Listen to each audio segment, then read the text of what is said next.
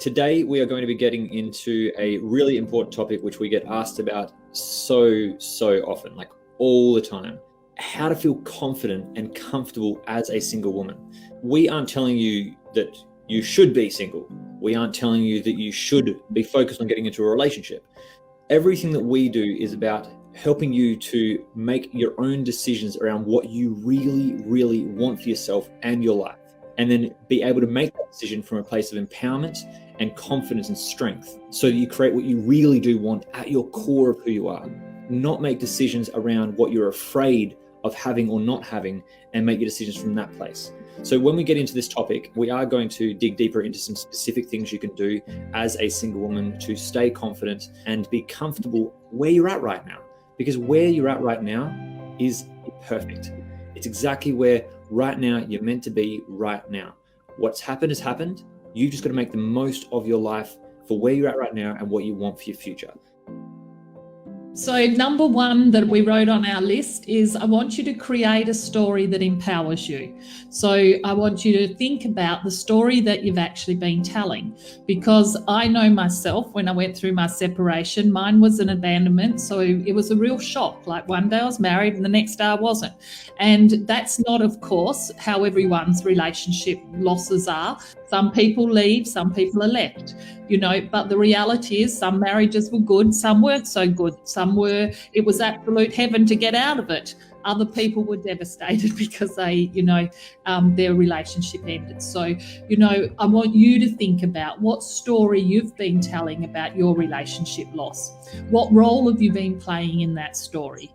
Are you the victim, or are you the victor? Or are you the savior? Like, who are you in the story that you're telling, and how that has been affecting you? And then how do you act because of your story? Because the story you tell yourself will either be empowering you or disempowering you. So I started to say that I was left and I was freed up for new opportunities. So that's very different way of looking at my story, rather than that I was left and poor me. Number two is owning your situation exactly as it is right now and being responsible for it, because you are single right now. If you're watching this, most of you, at least 95% of the people in our group, are single right now. And if that is the case, great. Right now you're single. What happened. Now you're single. What can you do to own being single and to make the most out of being single right now? Rather than, like we said, the story of, I'm single and I'm lonely and I'm sad and I don't have any future and I've got nothing to do. That is a story. There is another story where you can own your situation and say, I'm single, I'm free, I get to create whatever I want for myself, and the world is my oyster. If you own your situation, then you get the opportunity to change it and create what you want for yourself.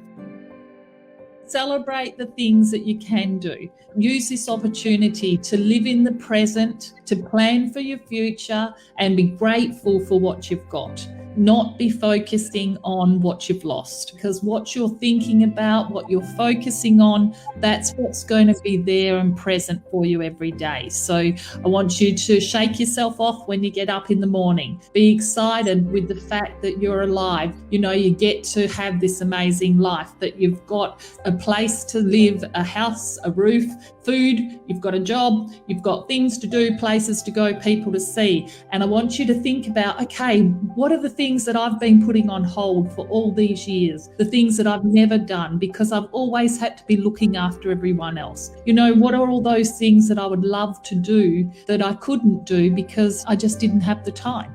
And I want you to start creating a beautiful life for yourself. Start doing the things that you haven't been doing, but everything is going to start up here. Your thoughts control your emotions control your actions are going to be what dictates your results. So if you haven't got the results in your life that you want, you've got to take control of your mind, and you've got to own where you are right now. The next step, ladies, once you have owned your situation and thinking about, okay,